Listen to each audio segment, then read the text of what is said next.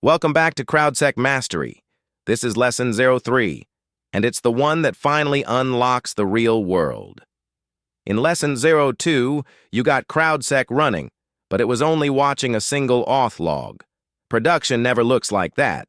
You've got nginx over here, postfix over there, a Python app dumping JSON inside Docker, pods streaming through Kubernetes.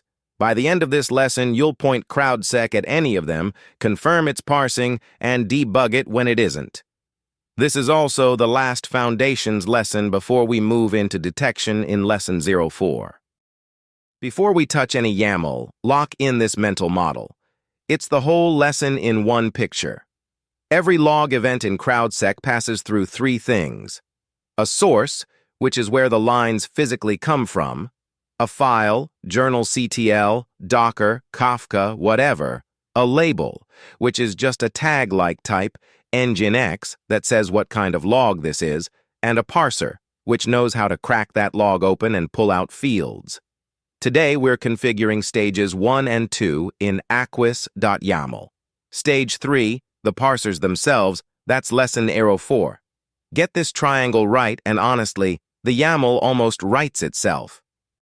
So here's the full anatomy: 6 possible top-level keys, but in practice you'll live in just 2, source and labels.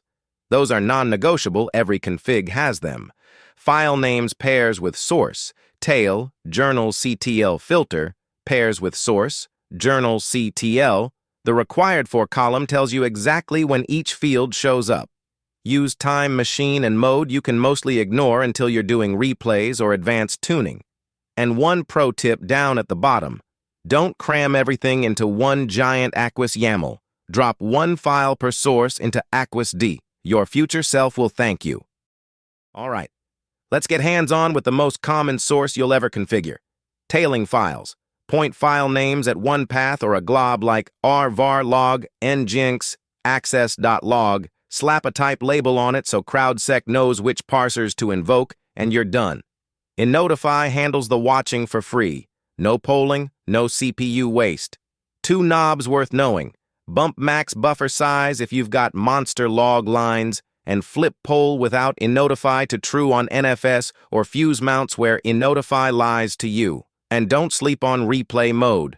That file, dsn at the bottom, lets you backfill an old log in one shot, which is gold for testing parsers against real traffic.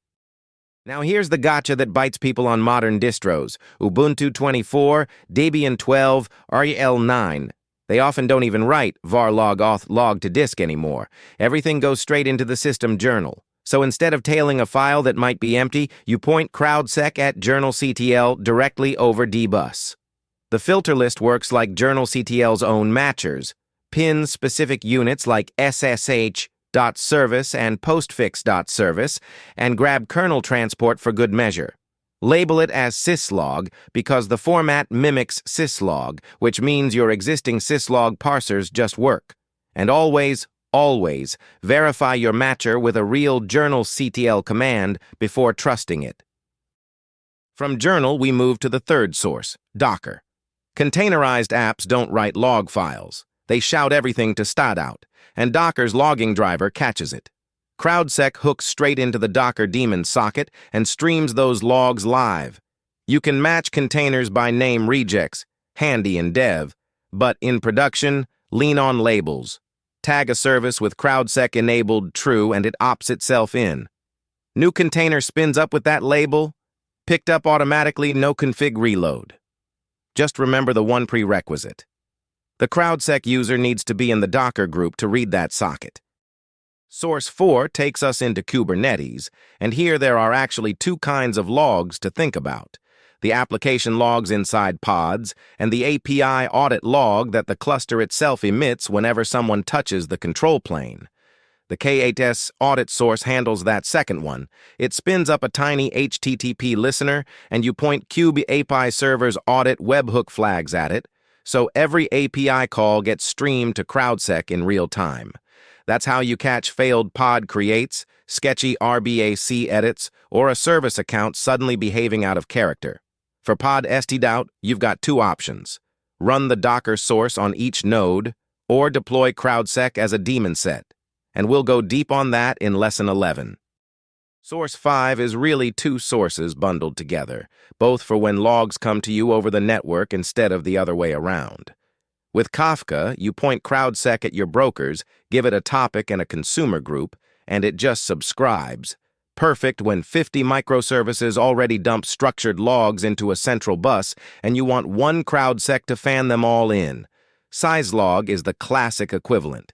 Bind to port 514, then on every other box drop a line in RSI slog forwarding *** to your CrowdSec host. Legacy infrastructure, network gear, appliances that only speak syslog, they all light up instantly. Both follow the same pattern: detect centrally, remediate wherever the bouncer lives. All right, theory's done. Let's wire up nginx end-to-end in 5 commands.